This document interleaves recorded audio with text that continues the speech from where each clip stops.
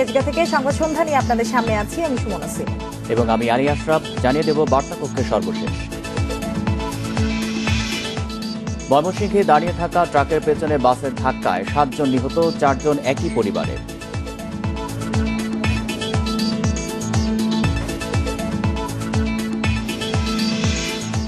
দেশে করোনায় আরও 6 জনের মৃত্যু, নতুন শনাক্ত 293 রোগী, শনাক্তের হার নামল 2-এর নিচে।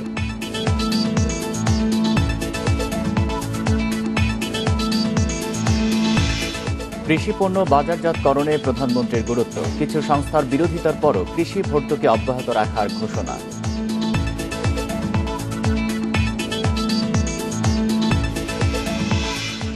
রাজধানীর যাত্রাবাড়িতে 5 কেজি আইস, অস্ত্র ও গুলি জব্দ, টেকনাফের মাদক চক্রের সদস্য খোকন সহ গ্রেপ্তার 2।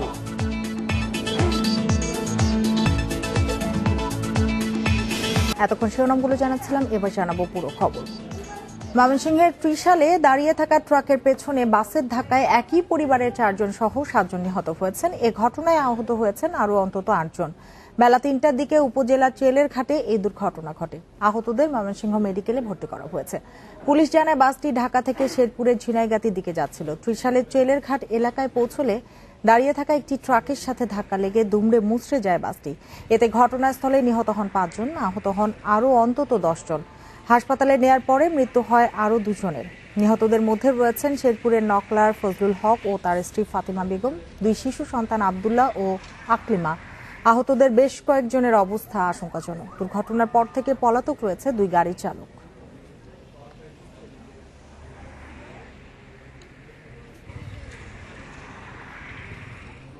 দেশে করোনায় আরও 6 জনের মৃত্যু হয়েছে। এর মধ্যে পুরুষ 4 এবং নারী 2 জন, যা 8 মাসের মধ্যে সর্বনিম্ন। এ নিয়ে মোট প্রাণহানি হল 27,752 জনের। 829টি ল্যাবে 24 ঘন্টায় 15,580 নমুনা পরীক্ষায় করোনা শনাক্ত হয়েছে 293 জনের। পরীক্ষা বিবেচনায় শনাক্তের হার 1.88%।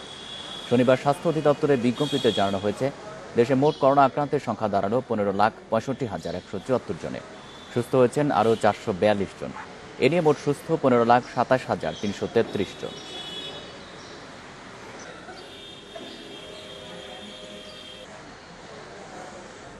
করোনা টিকা নেয়ার পর সুস্থ আছে মানিকগঞ্জের 120 জন স্কুল শিক্ষার্থী। জেলার ভারপ্রাপ্ত সিভিল সার্জন জানিয়েছেন, এদের কারো কোনো পার্শ্ব প্রতিক্রিয়া দেখা যায়নি। শিক্ষার্থীদের পর্যবেক্ষণে রেখেছে 4টি মেডিকেল টিম। এই কর্মসূচি সফল হলে টিকা দেওয়া হবে 18 বছরের কম বয়সী শিক্ষার্থীদের।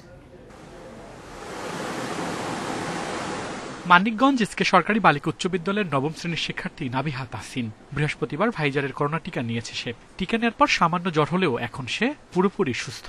প্রথমে একটু ভয় লাগছিল, কিন্তু এখন নেওয়ার পর ভালোই লাগছে, কিছু হচ্ছে না। এর জন্য সবাইকে বলতে চাই যাতে আমার সব ফ্রেন্ডরা, সব শিশুরা 12 বয়সে সবাইরা যাতে টিকাটা নেয়। একই দিন টিকা নেয় মানিকগঞ্জের 4টি স্কুলের 120 জন শিক্ষার্থী। এদের সবাই সুস্থ আছে, কারো কোনো পার্শ্ব প্রতিক্রিয়া দেখা যায়নি। নেওয়ার পর দেখি কোনো সমস্যা হয়নি, জ্বর হয়নি, তো ভালোই লেগেছে। টিকা নেওয়ার পর এখন পর্যন্ত আমি ইনশাল্লাহ সম্পূর্ণ সুস্থ আছি। আমার শরীরে কোনো রকমের জটিলতা এখন পর্যন্ত দেখা দেয়নি। আস্থা আছে যে এত বড় একটা সিদ্ধান্ত তারা তো আর না বুঝে নিবে না। এই শিক্ষার্থীদের দিকে বাড়তি নজর রেখেছে স্বাস্থ্য বিভাগ। তাদের শারীরিক অবস্থা পর্যবেক্ষণে 4 সদস্যের মেডিকেল টিম গঠন করেছে জেলা স্বাস্থ্য বিভাগ। তারা সার্বক্ষণিক বাচ্চাদের এবং অভিভাবকদের সাথে যোগাযোগ রাখতেছে। আমি নিজেও কিন্তু বাচ্চাদের সাথে যোগাযোগ রাখতেছি। 3 দিন অলরেডি পার হয়ে গেছে, কোনো সমস্যা হয়নি। আসলে সমস্যা হওয়ার কথা না। আমরা এটা 10 থেকে 14 দিন পর্যন্ত তাদেরকে অবজারভেশনে রাখবো আর কি। বিশ্ব স্বাস্থ্য সংস্থার অনুমতি সাপেক্ষে 12 থেকে 17 বছরের শিক্ষার্থীদের পরীক্ষামূলক টিকা দেওয়া হয়েছে। সারা দেশে 1 কোটি শিক্ষার্থীকে টিকা দেওয়ার পরিকল্পনা রয়েছে সরকারের। Independent news desk. শুধু উৎপাদন নয়, কৃষি পণ্যের বাজারজাতকরণেও সরকার গুরুত্ব দিচ্ছে বলে জানিয়েছেন প্রধানমন্ত্রী শেখ হাসিনা। এছাড়া আওয়ামী লীগ সরকার কৃষিতে ভর্তুকি দিতে চাইলে বিশ্বব্যাংক সহ বিভিন্ন সংস্থা এর বিরোধিতা করে বলেও জানান তিনি। সকালে বিশ্ব খাদ্য দিবস উপলক্ষে গণভবন থেকে ভিডিও কনফারেন্সে যুক্ত হয়ে এসব কথা বলেন তিনি। এছাড়া খাদ্যে ও বীজের গুণগত মান ঠিক রাখতেও সংশ্লিষ্টদের নির্দেশ দেন প্রধানমন্ত্রী। কৃষি মন্ত্রণালয় এবং জাতিসংঘের খাদ্য ও কৃষি সংস্থা FAO এর যৌথ উদ্যোগে দেশে পালন করা হয় বিশ্ব খাদ্য দিবস। অভিনন্দন। দিবসটি উপলক্ষে এবার রাজধানীর হোটেল ইন্টারকন্টিনেন্টালে আয়োজন করা হয় আন্তর্জাতিক সেমিনারের। এতে গণভবন থেকে ভিডিও কনফারেন্সে যুক্ত হন প্রধানমন্ত্রী শেখ হাসিনা। এ সময় তিনি বলেন, শুধু উৎপাদন নয়, কৃষিপণ্যের বাজারজাতকরণেও জোর দিতে হবে। শুধু উৎপাদন বাড়ালে হবে না, সাথে সাথে আমাদের বাজারজাত করাটা এটার দিকে দৃষ্টি দিতে হবে।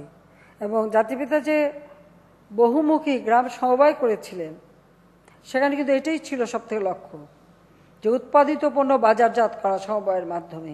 কৃষিতে যে ভর্তুকিটা দিই, কারণ এই ভর্তুকি দেওয়ার ব্যাপারে অনেক বাধা ছিল, অনেক আন্তর্জাতিক সংস্থা বাধা দিত যে ভর্তুকি দেওয়া যাবে না, আমরা তাদের কথা শুনিনি। আমি একদম স্পষ্ট, 96 সালে সরকারে আসার আগে থেকেই অনেকে, যেমন ওয়ার্ল্ড ব্যাংকই আমাদেরকে পরামর্শ দিচ্ছে যে এটা ভর্তুকি দেওয়া যাবে না। অনুষ্ঠানে প্রধানমন্ত্রী আরো বলেন, ফসলি জমির 1 ইঞ্চি মাটিও যেন অনাবাদি না থাকে। খাদ্য ও বীজের মান ঠিক রাখার উপরও জোর দেন তিনি।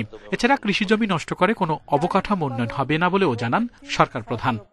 খাদ্য শুধু উৎপাদন না, খাদ্যের মানটা যেন ঠিক থাকে, এবং সেটা আমার দেশে যারা ব্যবহার করবে তাদের জন্য যেমন প্রযোজ্য, আবার আমরা যখন রপ্তানি করব প্রক্রিয়াজাত করে তার জন্য প্রযোজ্য।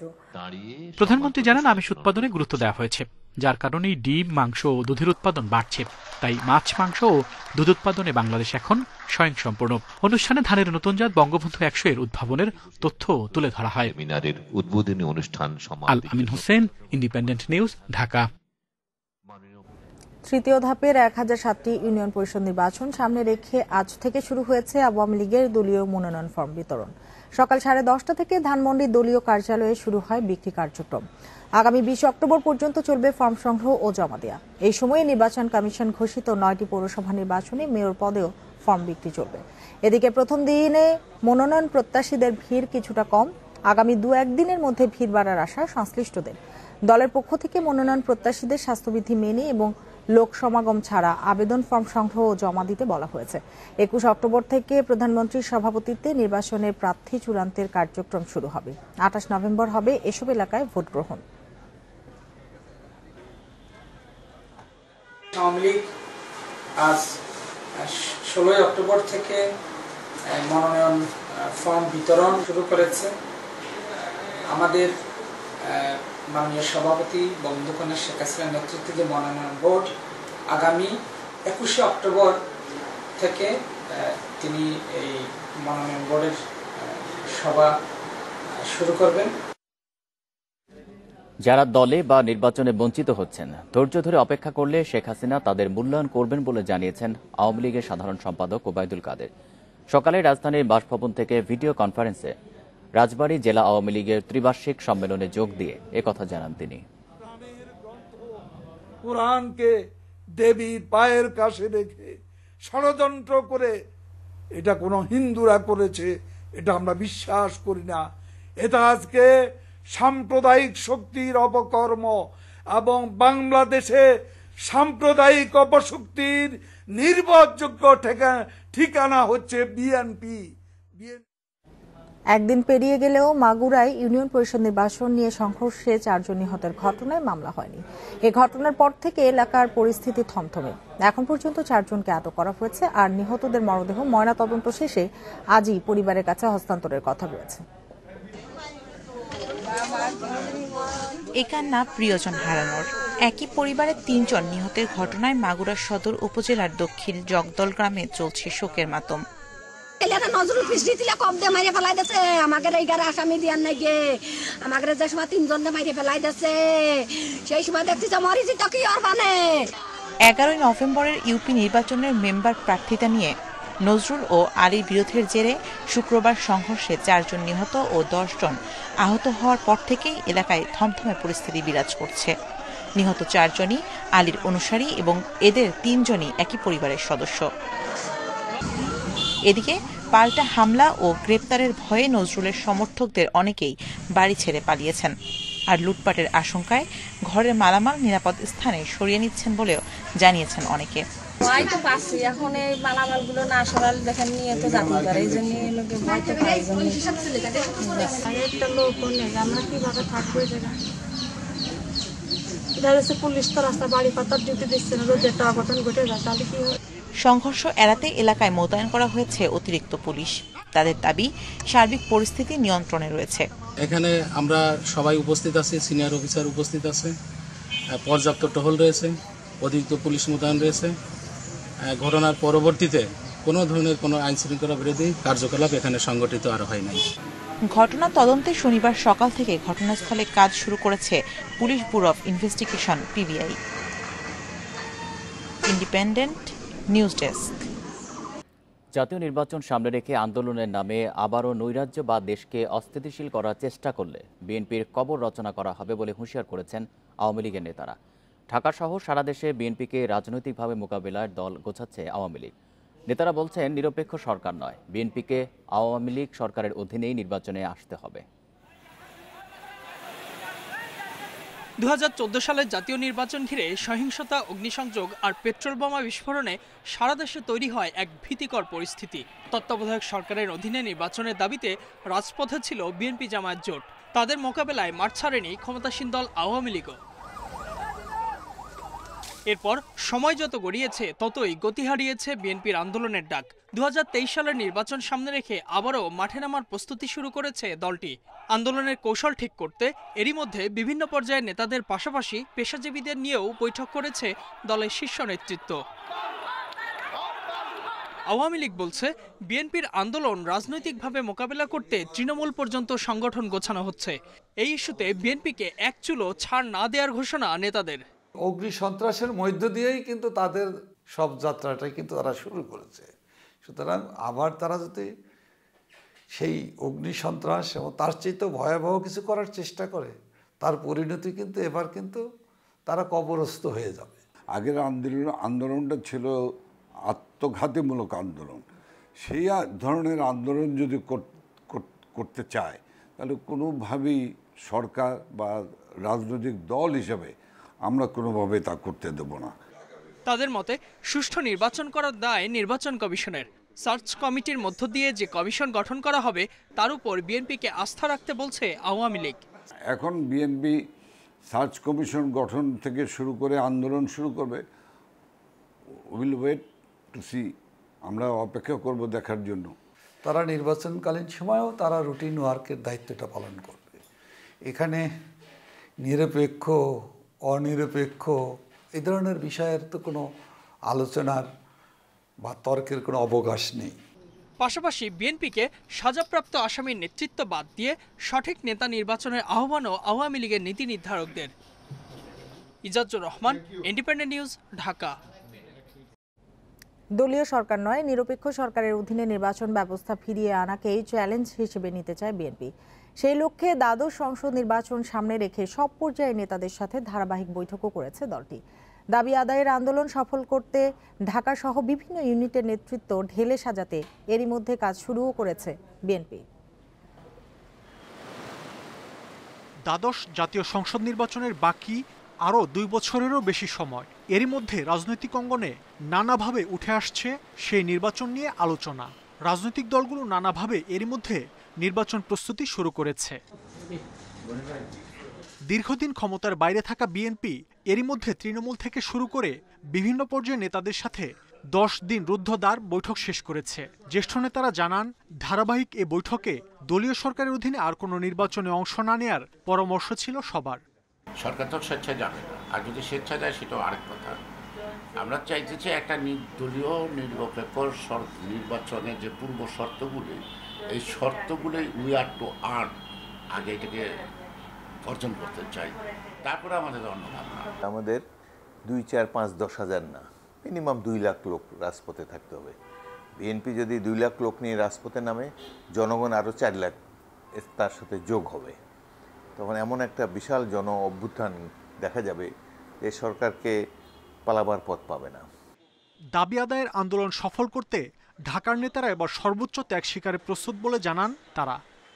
আমরা সর্বোচ্চভাবে প্রস্তুত এবং যেভাবে সংগঠন খুব শক্তিশালীভাবে সংগঠনকে সাজানো হচ্ছে, আমরা পুরোপুরি আশাবাদী। অত্যন্ত সুসংগঠিতভাবে আমরা সকল কর্মসূচিতে অংশগ্রহণ করছি এবং আগের চাইতে অনেক বিপুল এবং ব্যাপক উদ্দীপনা নিয়ে আমরা সকল কর্মসূচি আগামীতে যে কোনো ধরনের কর্মসূচির জন্য প্রস্তুত আছি। দাবি আদায়ের সম্ভাবনা রাজনৈতিক দল নিয়ে যুগপৎ আন্দোলনের কথাও ভাবছে বিএনপি। মাহমুদ শরীফ, ইন্ডিপেন্ডেন্ট নিউজ, ঢাকা। কিশোরগঞ্জের পাকুন্দিয়া উপজেলা আওয়ামী লীগের কমিটি গঠন নিয়ে দুপক্ষের সংঘর্ষে ৩০০ জনকে আসামি করে মামলা করেছে পুলিশ। বিকেলে পুলিশ বাদী হয়ে এই মামলা দায়ের করে। এর আগে সকালে আওয়ামী লীগের দুই পক্ষ দ্বিতীয় দিনের মতো মুখোমুখি অবস্থান নেয়। এ সময় এলাকায় চরম উত্তেজনা তৈরি হয়।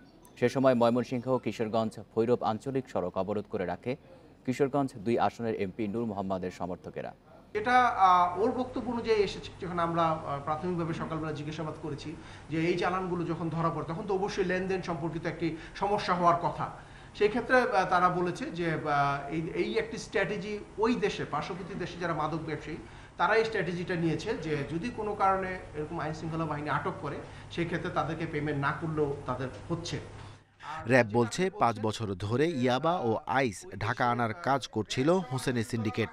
আচার বা কাপড়ের মধ্যে বিশেষ কায়দায় লুকিয়ে নিয়ে আসছিল তারা।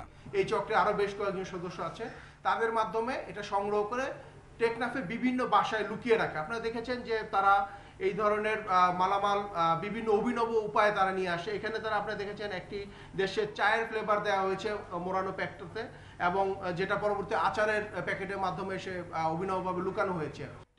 র‍্যাব ১৫-র অভিযানে হোসেন ও তার এক সহযোগীকে গ্রেফতার এবং উদ্ধার করা হয়েছে ৫ কেজি আইস, একটি বিদেশি পিস্তল ও ৫ রাউন্ড গুলি। এই চক্রের অন্যদের ধরতে অভিযানের কথা জানিয়েছে র‍্যাব। রাজধানী যাত্রাবাড়ী এলাকা হতে আরাফাতুর রহমান, ইন্ডিপেন্ডেন্ট নিউজ, ঢাকা। ফেরিঘাটে ড্রেজিংয়ের কাজ চলায় এবং শিমুলিয়া বাংলাবাজার নৌ রুটে ফেরি বন্ধ থাকায় যানবাহনের চাপ পড়েছে দৌলতদিয়া পাটুরিয়া ঘাটে। এতে দৌলতদিয়া ফেরিঘাটে দীর্ঘ যানজটের সৃষ্টি হয়েছে। পূজার ছুটি শেষে রাজধানীমুখী মানুষের চাপ বাড়ায় সকাল থেকে ঘাটে ভিড় বাড়তে থাকে। বেলা বাড়ার সাথে সাথে যানবাহনের সারিও দীর্ঘ হতে থাকে। দীর্ঘ সময় অপেক্ষায় থেকে ভোগান্তিতে পড়েছেন চালক ও যাত্রীরা। ঘাট কর্তৃপক্ষ জানিয়েছে পর্যাপ্ত ফেরি থাকলেও ঘাট সংকটের কারণে যানবাহন পারাপারে বিলম্ব হচ্ছে। তবে মানিকগঞ্জের পাটুরিয়া ফেরিঘাটে বাসের সারি না থাকলেও নদী পারের অপেক্ষায় রয়েছে অসংখ্য পণ্যবাহী ট্রাক। বর্তমানে এই রুটে ২০টি ফেরির মধ্যে ১৯টি চালু রয়েছে। সকালে 11টা গেলে আইসি, দেখা গেল রাত 11টা গেলেও ফেরিতে উঠতে পারবো কি সন্দেহ আছে, উঠতে নাও পারতে পারি। এত জাম ভিতরে আছে, যাত্রীরা বসে দুর্ভাগ্য পড়ে রয়েছে, আমরাও বসে রয়েছি, ফেরি পাই না। ৪-৫ ঘন্টা ৬ ঘন্টা লাগে ফেরি উঠতে। নাওয়া নাই, খাওয়া নাই, এই কষ্টের কোনো সীমা নাই আমাদের। দুর্ভোগ কবে পোয়াবে তাও জানি না। স্থানীয় সরকার মন্ত্রীর দাবি দেশের ৯৮% মানুষ সুপেয় পানির আওতায় এসেছে। তবে পয় নিষ্কাশন ব্যবস্থা নিয়ে প্রশ্ন তুলেছেন ঢাকার ২ মেয়র। ঢাকার অভিজাত এলাকার অবস্থায় বেহাল বলছেন শেখ ফজলেনুর তাপস। আর ট্রিটমেন্ট প্লান্টের আগে সোক ওয়েলের সঠিক ব্যবস্থাপনা চান আতিকুল ইসলাম। বিশ্বব্যাংক ও বিশ্ব স্বাস্থ্য সংস্থার হিসেবে দেশের ৫৬% মানুষ নিরাপদ ও সুপেয় পানি পায় না।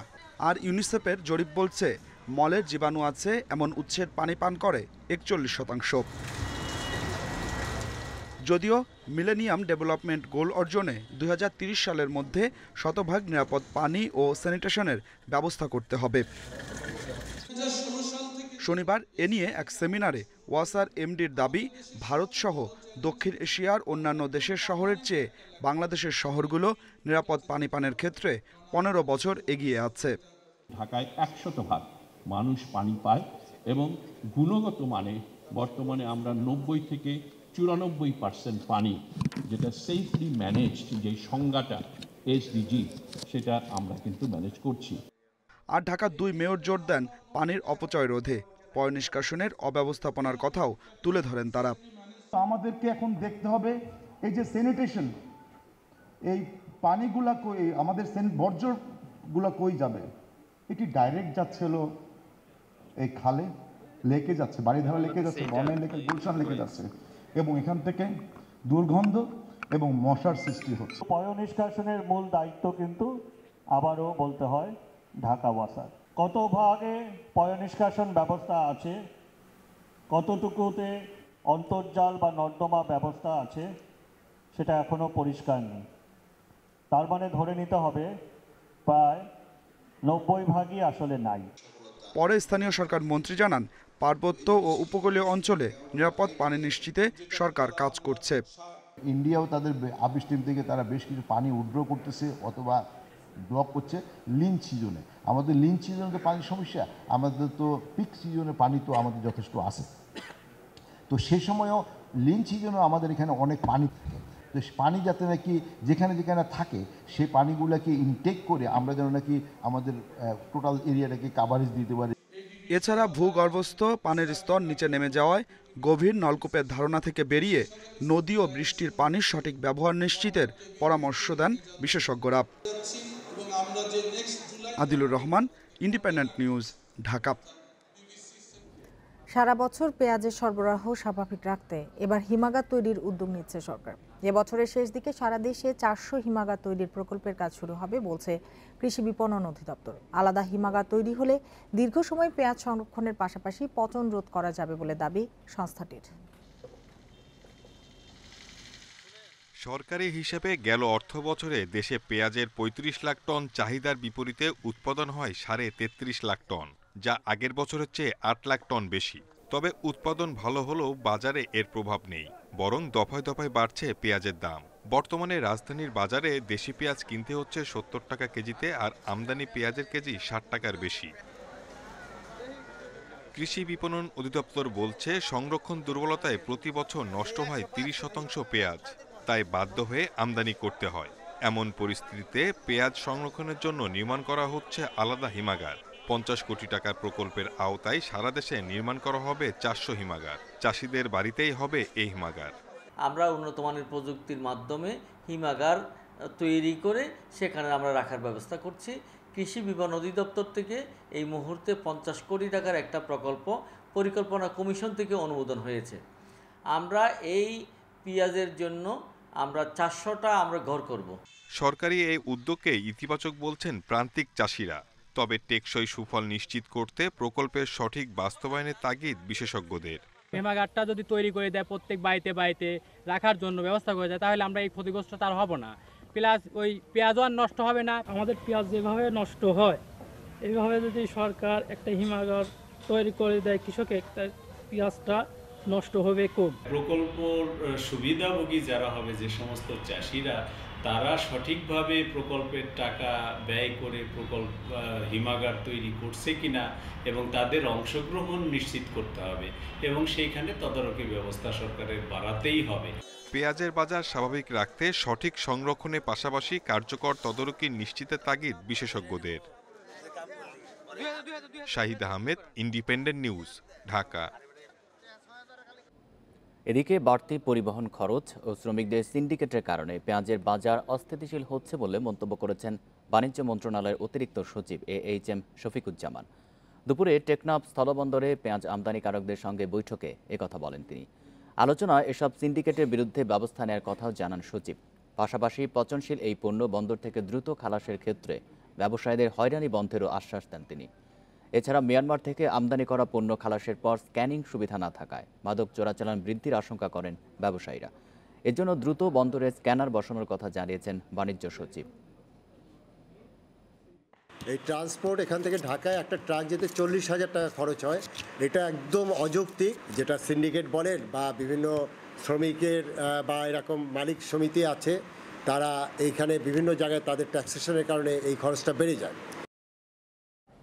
যুক্তরাজ্যে ছুরিকাঘাতে ক্ষমতাসীন কনজারভেটিভ দলের এমপি ডেভিড এমএস নিহতের ঘটনাকে সন্ত্রাসী কর্মকাণ্ড হিসেবে দাবি করছে দেশটির পুলিশ।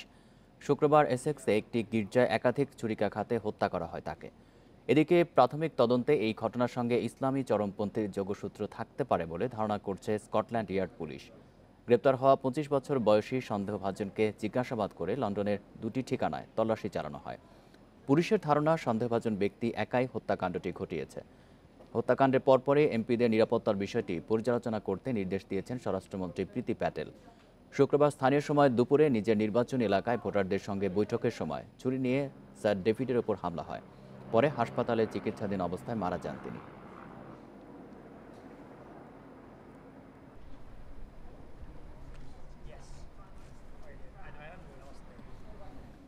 করোনা থাবায় প্রবল সংকটে পড়েছিল খেলাধুলা, সেই দুঃসময় কেটেছে। দীর্ঘদিন পর দুয়ারে ক্রিকেট বিশ্বকাপ।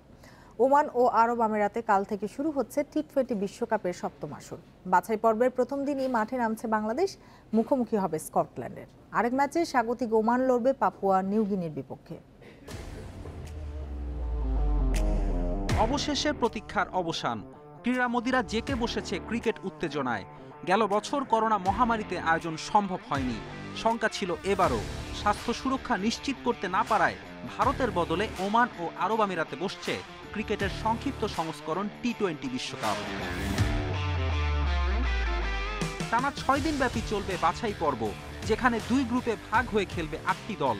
প্রতি গ্রুপের সেরা 2টি দল জায়গা করে নিবে সুপার 12-এ। এরপর এই সেরা 12 লড়াইও চলবে 2 গ্রুপে। বাছাই পর্বের ম্যাচগুলো ওমান ও আরব আমিরাতে ভাগ করে খেলা হবে, তবে মূল পর্বের সবকটি ম্যাচ হবে আরব আমিরাতে। টুর্নামেন্টের মোট ভেন্যু 4টি, আমিরাতের দুবাই আন্তর্জাতিক, শেখ জায়েদ ও শারজা ক্রিকেট স্টেডিয়াম। এর সাথে রয়েছে ওমানের আল আমিরাত ক্রিকেট স্টেডিয়াম। টি-20 বিশ্বকাপের 6 আসরে 5 চ্যাম্পিয়ন ক্যারিবীয়রা 2 বার ট্রফি উঁচিয়ে ধরেছে, সবশেষ শিরোপা তাদেরই। উইন্ডিজের সঙ্গে আগের 3 চ্যাম্পিয়ন ভারত, পাকিস্তান, ইংল্যান্ড এবারও favourite. The next T20 World Cup, I can't say who will win. I'm not going to put myself out there for that, but I'm expecting to see England. I'm expecting to see West Indies. I'm expecting to see the Australians and the Indians in that semi-final. I can't pick one. I just say West Indies are going to win. Wow. So you're a much braver man than I am. কড়া Covid protocol মেনেই চলবে বিশ্বকাপ। Tournament চলাকালে কেউ আক্রান্ত হলে 10 দিনের আইসোলেশনে থাকতে হবে। বায়োবাবলের নিয়মকানুন ভঙ্গ করলে কড়া শাস্তির বিধান রেখেছে আইসিসি। চ্যাম্পিয়ন দল পাবে 13 কোটি টাকারও বেশি, রানার্স আপ দলের পুরস্কার 7 কোটির কাছাকাছি। সেমিতে পরাজিত প্রতি দল পাবে প্রায় 3.5 কোটি টাকা। সুপার 12 থেকে বাদ পড়া প্রতি দলকে দেওয়া হবে প্রায় 60 লাখ টাকা। এমনকি বাছাই পর্ব থেকে বাদ পড়া দলও ভালো অঙ্কের অর্থ পুরস্কার নিয়ে দেশে ফিরবে। ফেরদৌস ইসলাম, ইন্ডিপেন্ডেন্ট নিউজ। টি-20 বিশ্বকাপে প্রথম দিনে স্কটল্যান্ডের মুখোমুখি হবে বাংলাদেশ। খেলা শুরু রোববার রাত 8টায়। টাইগার টিম আর কন্ডিশন নিয়ে ওমান থেকে জানাচ্ছেন সহকর্মী মাঝারুল ইসলাম। আর মাত্র কয়েক ঘন্টা, তারপরেই পর্দা উঠবে টি-20 বিশ্বকাপের। ওমান প্রস্তুত, শেষ মুহূর্তে কাজ চলছে। কর্মীরা কাজ করছেন, মাঠ নিয়ে কাজ করছেন, উইকেট নিয়ে কাজ করছেন, ফ্লাড লাইট নিয়ে কাজ করছেন। একেবারে উৎসব আনন্দের একটা ছোঁয়া লেগেছে ওমানে।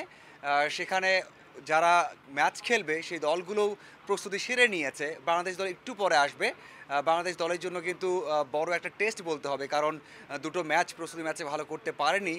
সেখানে ম্যাচের আগের দিন অনেক বিষয় নিয়ে কাজ করতে হবে, টিম হয়ে কিছু কাজ করতে হবে, যেখানে মাহমুদুল্লাহ রিয়াদকেও নিয়েও একটা ফিটনেসের শঙ্কা আছে। কি অবস্থা সেটা তো অনুশীলনে জানা যাবে। বাংলাদেশ দল আর কিছুক্ষণ পরেই আসবে।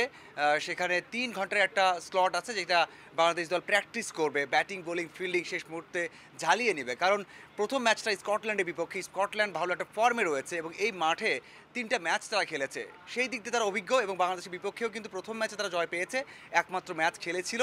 আর বাংলাদেশ উল্টো দিকে একটা গতি চলছে বাংলাদেশে, যেখানে বলতেই হচ্ছে যে বাংলাদেশের মাটিতে অস্ট্রেলিয়া এবং নিউজিল্যান্ডকে হারানোর পর এখানে আসার পর ভালো একটা ছন্দে নেই এবং ফ্যাটিক কাজ করতে পারে। অনেক দিন হলে জার্নি করছে, ট্রাভেল করছে, ম্যাচ খেলছে, সব কিছু মিলিয়ে বাংলাদেশ দলকে বেশ কিছু বিষয় সর্ট আউট করতে হবে। যে ভুলগুলো আছে শুধরাতে হবে, সেটা হয়তো বা ফ্ল্যাট লাইটের নিচে বাংলাদেশ দল অবশ্যই চেষ্টা করবে সেই ভুলগুলো শুধরে নেয়ার। লিগ 1-এ কষ্টার্জিত জয়ে টেবিল টপার পিএসজির অ্যাঙ্গার্সকে হারিয়েছে 2-1 গোলে। বিশ্বকাপ বাছাইয়ের ম্যাচ থাকায় ছিলেন না মেসি ও নেইমার। আক্রমণের দায়িত্বে ছিলেন এমবাপে, সেই দায়িত্ব ঠিকভাবে পালন করেছেন ফরাসি তারকা। নিজে গোল করেছেন, অবদান রেখেছেন আরেক গোলেও। তবে 1 গোলে পিছিয়ে থেকে প্রথমার্ধ শেষ করায় শঙ্কায় পড়েছিল পিএসজি। 69 মিনিটে পর্তুগিজ মিডফিল্ডার পেরেইরা লা পারিসিয়ানদের সমতায় ফেরান। এরপর শেষ দিকে সফল পেনাল্টি কিকে পিএসজি জয় নিশ্চিত করেন এমবাপে। লিগে 10 ম্যাচে 9 জয় ফরাসি জায়ান্টের।